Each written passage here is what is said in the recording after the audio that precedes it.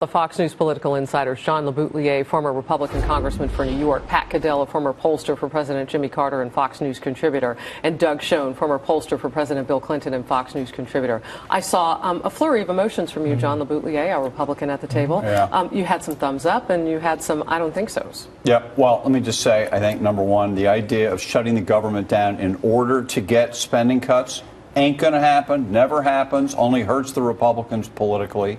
We control the House and the Senate, but we can't get our act together, the Republicans, to come up with a budget that has spending restraint in it, and maybe even something we never have, cuts. Because the dirty little secret, even when I was in the House and Reagan was president, we never cut spending. We cut the rate of increase in spending. When George W. Bush was president with the Republican House and Senate, they exploded spending. He's talking about the choice between socialism and corruption.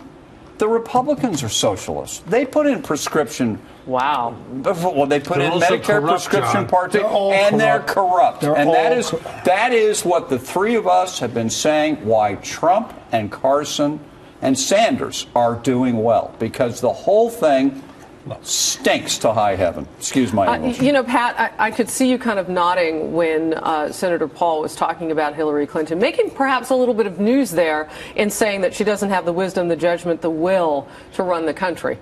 Your thoughts? Well, I mean, my thoughts are pretty clear, and they were evident this week. You know, she's very weak in certain places we can talk about, but most of all because she's a liar.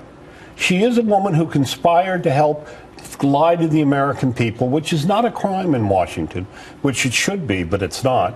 And, you know, we have the cover-ups, but understand one thing, everybody is in on this game. And the one thing about the rule is, the first rule of the ruling class, of the political elite, is to protect themselves, protect the political elite. And that's what happens. And what you're saying about that, John, I just want to make a quick comment. If they wanted to do this, they would pass separate appropriation bills and already deliver them. They have reconciliation to bring them up and force them on his desk. It's all a game. It's all. You know what, Doug, I want to come to you before we move on and get your reaction to Senator Paul.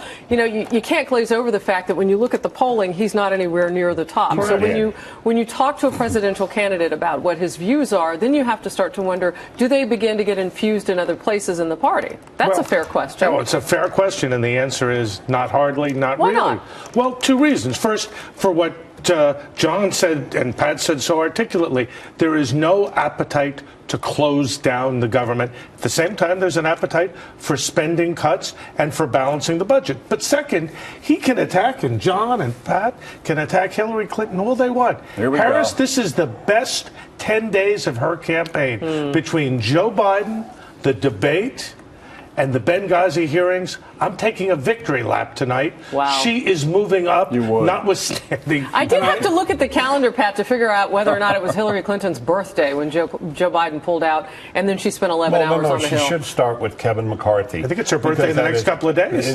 It actually was. You would know that. I do, yeah. Kevin McCarthy time for celebration. And the Republicans, followed by Biden getting out, the debate. You know, she's had this period. She's still standing on a banana peel. And what Can't you concede the obvious, Pat? Well, no. Look, right now, she's on first of all, Bernie Sanders, until last night, it wasn't clear that Bernie Sanders wanted to run for the president. Now, I'm beginning to sense maybe he does. He was running on some kind of, philosophical. I thought Hillary was pretty good last night. One what? On her comments about the 1% and about how... Oh, look, she will make up whatever comments which are, in fact, defied by truth. She is the most disingenuous, and that's what the voters think. It's so interesting to see two Democrats fight over Hillary Clinton. I'm right, Harris. She's winning. No, wait a second. She's winning because she's about to take the party over the cliff if any of these things are proven true. The polling shows she's the least trusted person in the race in either party, and by the way, the next least trusted one is Trump, who's winning the Republican. So why doesn't that matter, though, in terms of getting to the nomination? Because, and I mentioned this earlier in the newscast, I'm hearing that word inevitability again attached to Hillary Clinton. She doesn't have a race. But why don't you have others to go up against her? But why don't you have any other opponents? Where are the stars in the Democratic Party? When Lincoln Chafee pulled out, I knew it was all over. Because the Democratic bench, Harris, has been decimated. What happened? 31 of 50 governors are Republican. So 39 side of 99 Democrats legislators then are vilify Republicans for having 17, however many candidates at one point on the stage?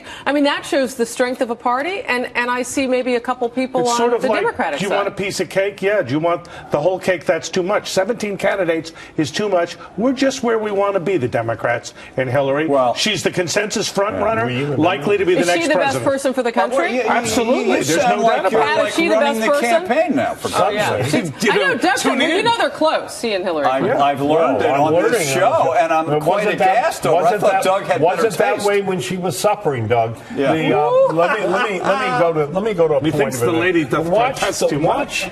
Look, we had a hearing. I mean, if this hearing had been done right, where they had taken the first and had what we asked for, you were here, we did it on your show over and over, a committee with a chief counsel and a minority counsel, the way they used to have, instead of these congressmen doing this crap, and had a narrative which would have started with putting up on a screen for people to see her email to Chelsea, her transcript of her conversation with the Egyptian president, the Libyan president, and then her that same day line What did she say? saying it was a video. Right. And where she said it was Al Qaeda, we know it was a planned attack. She participated on behalf of the president with Susan Rice, that entire conspiracy to lie to one group, the American people. Will any of it stop her? Of course not, Norris. The hearings were a knockout for Hillary Clinton. By the way, in this election, we have a country. We watch Democrats, Republicans. People hate them, and for good reason.